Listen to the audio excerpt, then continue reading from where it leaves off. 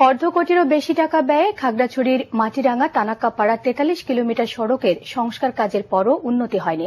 সংস্কারের পর যেন যাত্রীদের ভোগান্তি আরো বেড়ে গেছে। ঠিকাদার আর সড়ক বিভাগের কর্তাদের যোগ সাজশে বরাদ্দকৃত অর্থ লুটপাটের কারণে সড়কের এই হাল বলে অভিযোগ করেছেন স্থানীয়রা।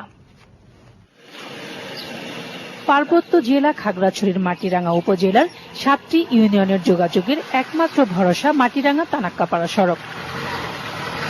গত জুন মাসে প্রায় ৫৩ লাখ টাকা ব্যয়ে সড়কটি সংস্কার করা হয়। অর্ধ কোটিরও বেশি টাকা ব্যয় হলেও রাস্তার অবস্থার কোনো উন্নতি হয়নি। অনেক স্থানেই খানাখন্দ বড় হয়ে বৃষ্টির পানি জমে যেন পুকুরে পরিণত হয়েছে।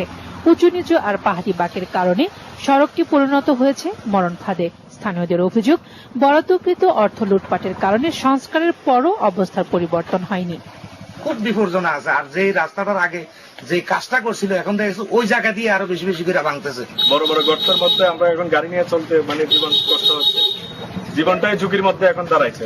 দুর্নীতি কাকে বলে? সম্পূর্ণ টাকায় তারা আত্মসাৎ করে নিয়েছেন, নামকাওয়াস্তে কাজ করেছেন।